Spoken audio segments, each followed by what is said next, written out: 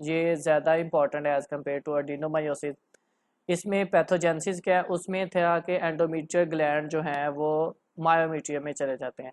इसमें endometrial gland जो है ना वो अदर देन मायोमीट्रियम चले जाते हैं। उसमें कौन कौन सी जगह हो सकती हैं, वो जगह हो सकती हैं जी, यूट्राइन ट्यूब में जो फ्लोपियन ट्यूब है उसमें जा सकते हैं, ठीक है, और ओवरीज में जा सकते हैं, और अदर पेल्विक कैविटी में आगे हम पिक्चर दिखाएंगे कि जिसमें वो सारी एरियाज आ जाएंगे। अब इसमें जो है जी ectopic implantation of endometrial glands, वो एरियाज हम मैं आगे पिक्चर में दिखा भी दूंगा कि वो कौन कौन से एरियाज हैं। तो इसमें ना एक थ्योरी, तीन थ्योरीज हैं कि ये कैसे यहाँ से एंडोमेट्रियल ग्लैंड जो है वो कहीं और कैसे चले जाते हैं। एक तो ये है कि जो मैंशुअल फ्लो हो रहा है वो यूट्रस से वजाइना की तरफ जाता है, लेकिन अगर रिवर्स फ्लो हो जाए, ठीक है, यानी कि यूट्रस से वो यूट्राइन ट्यूब में चला जाए और यूट्राइन ट्यूब से ओवरी में और पेल्विक कैविटी में चला जाए, तो एक तो ये थ्योरी है। इसके अलावा ये है कि लम्फेटिक्स के थ्रू एंडोमीट्रियल ग्लैंड्स जो है ना वो कुछ चले जाते हैं, जिसकी वजह से बाद में वो वहाँ इम्प्लांट हो जाते हैं। एक ये चीज़ है कि जो पेल्विक कैविटी है वहाँ पे मेटाप्लेजिया हो जाए, तो ये तीन थ्योरीज हैं। इनमें से जो फर्स्ट वन है कि रेट्रोग्रेड मेंस्ट्रुअल फ्लो हो गया, तो वो ज़्यादा इम्पोर्टेंट है। अब इसमें क्लिनिकल प्रेजेंटेशंस क्या है, इसकी थ्री जो है ना 3 Ds है वो इसमें क्लिनिकल प्रेजेंटेशन मोस्ट कॉमन है। एक है जी डिस डिस्परूनिया। इसमें क्या होता है कि इसका मतलब ये है कि painful sexual intercourse, dyspareunia. Dysmenorrhoea painful menses, और डिस्केजिया पेनफुल डेफिकेशन, डिस्केजिया। डिस्परूनिया में आमतौर पे ये इंटरकोर्स के दौरान जो पेन होती है ये डीप पेनिट्रेशन की वजह से पेन हो रही होती है। इसकी वजह ये होती है कि सर्विक्स की जो है पेल्विक कैविटी वाली साइड जो है वहाँ आमतौर पे ये ग्लैंड्स, एक्टोपिक ग्लैंड्स इम्प्लांट होते हैं, और इस वजह से डीप पेनिट्रेशन के दौरान डिस्पेरोनिया होता है। डिस्मेनोरिया क्योंकि ये साइक्लिक उसी तरह, बिल्कुल उसी तरह जिस तरह वो मायोमीट्रियम में ग्लैंड्स थे शेड होते थे, इस तरह अब ये पेल्विक कैविटी में भी जो एंडोमीट्रियल ग्लैंड्स पड़े हैं साइकिल के साथ वो शेड होंगे, तो उस वजह से पेन होगी। क्रोनिक पेल्विक पेन है, इसमें सबसे ये फीचर होता है कि क्रोनिक पेशेंट को काफ़ी ज़्यादा, ऑलमोस्ट वो तो जो एडिनोमायोसिस तो उसमें पेन कुछ दिन रहती है, लेकिन इसमें ऑलमोस्ट जो स्टार्ट में तो नहीं होती लेकिन बाद में क्रोनिक पेन हो जाती है, ऑलमोस्ट पूरे साइकिल में चलती रहती है। इनफर्टिलिटी, ठीक है, इनफर्टिलिटी हो जाती है उसकी वजह से, एग रिलीज नहीं हो जाती क्योंकि ओवरीज में भी इम्प्लांट्स जा सकते हैं। डिस्केजिया है पेनफुल डेफिकेशन, अगर वो रेक्टम के ऊपर इम्प्लांट्स लगे हुए हैं देन डिस्केजिया होगा। 3 Ds आपने याद रखना है, यही मोस्ट कॉमन है।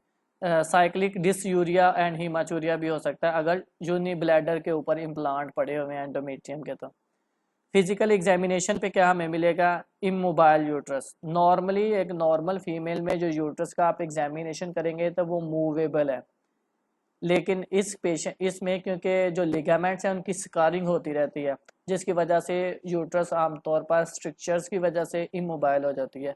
सेकंड चीज़ है सर्वाइकल मोशन टेंडनेस, आप सर्विक्स से जब मूव करेंगे तो उसको पेन होगी, नॉर्मली ये नहीं होती। एडिनेक्सल मैस मतलब ओवरीज की जो लोकेशंस हैं उनको एडिनेक्सा कहते हैं, तो उस जगह जो है हमें मैस हो सकता है जो कि ओवरीज में इम्प्लांट्स हैं। आगे हम देखेंगे चॉकलेट सिस्ट उसे कहते हैं। इसके बाद rectovaginal septum, posterior cul-de-sac and uterosacral ligament, इन सारे एरियाज पे जो है ना नड्यूल्स हो सकते हैं, लेकिन ये हमें फिजिकल एग्जामिनेशन पे तो एज इट नहीं पता चलेंगे, ये हमें अल्ट्रासाउंड पे या फिर लेप्रोस्कोपी के दौरान पता चलेंगे। डायग्नोसिस डायरेक्ट विजुअलाइजेशन और सर्जिकल बायोप्सी ले सकते हैं हम लेप्रोस्कोपी करके, उससे पता चलेगा। और इसका ट्रीटमेंट क्या है जी, ट्रीटमेंट में सिम अगर तो फ्यूचर प्रेगनेंसी चाहती हैं फीमेल, तो उस केस में हमें मेडिकल ट्रीटमेंट देना पड़ेगा, ओरल कंट्रासेप्टिव और एनसेड कुछ अरसे के लिए, ताकि हम प्रेगनेंसी करवा सकते हैं। अगर लेकिन उन्होंने अपनी फैमिली कंप्लीट कर दी है तो हम सर्जिकल रिमूवल करा सकते हैं यूट्रस का, और साथ में बायलेटरल ट्यूब्स और ओवरीज का, और जो भी सर्जिकल आगे इम्प्लांट्स एब्डोमेन में पड़े हैं उन सब में। ये नेक्स्ट पिक्चर है हमारे पास, इसमें आप देख सकते हैं कि ये एरियाज दिखाए हुए हैं कि कहाँ का, यहाँ से जी ये यूट्रस है हमारे पास, और यूट्रस, ये यूट्राइन ट्यूब है हमारे पास, और ये यहाँ पे ये एरिया है ओवरी का।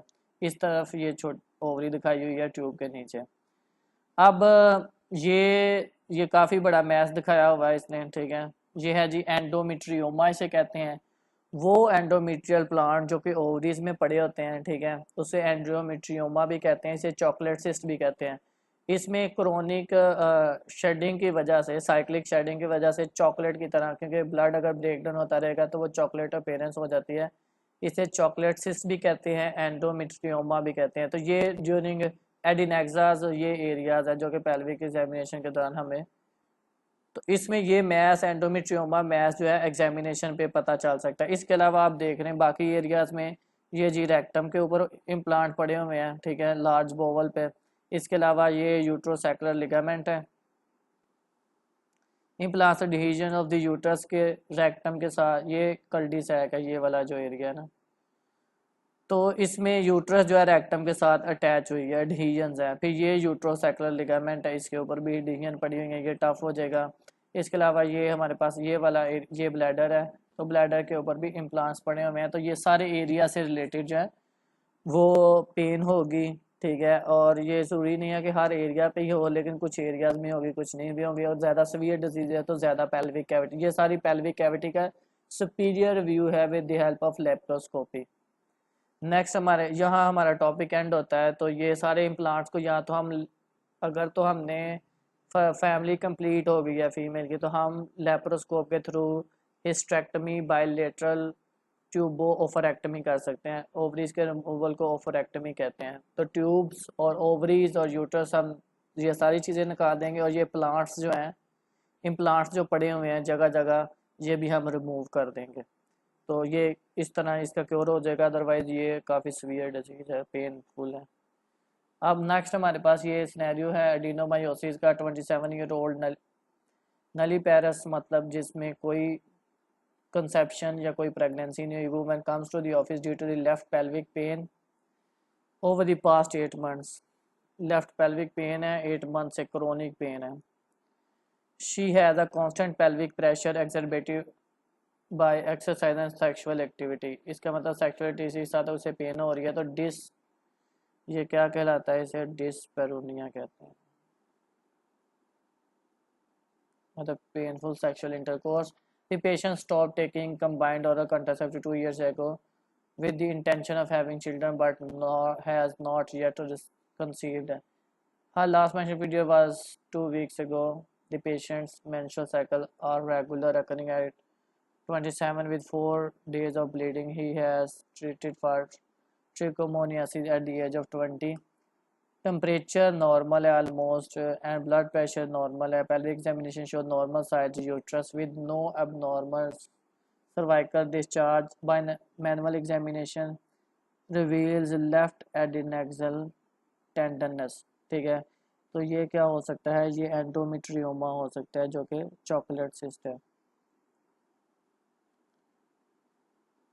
Endometrioma.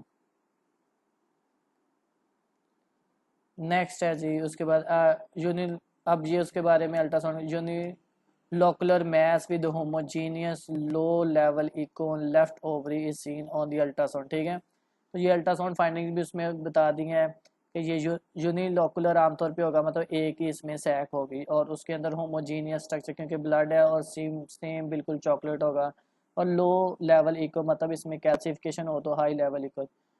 Which of the following is most likely diagnosis in this patients. तो ये हमें फाइंडिंग मिली है, ये मिली है क्रोनिक पेन की मिली है, ठीक है। और इनफर्टिलिटी हमें मिल गई है जी, उसको प्रेगनेंसी कंसेप्शन नहीं हो रही। तो ये सारी चीज़ें इंडिकेट करती हैं कि ये एंडोमेट्रियोसिस है, ठीक है। तो यहाँ पे हमारा टॉपिक जो है वो एंड होता है। तो नेक्स्ट हम वीडियो कंट्रासेप्टिव्स पे बनाएंगे, या एमेनोरिया, जो ये तो हमने डिसमेनोरिया पढ़ा था, नेक्स्ट में भी हम एमेनोरिया पे बनाएं। तो अगर आपको मेरी वीडियोस पसंद आई हो तो हमारे चैनल को लाइक करें, सब्सक्राइब करें और वीडियो को शेयर करें।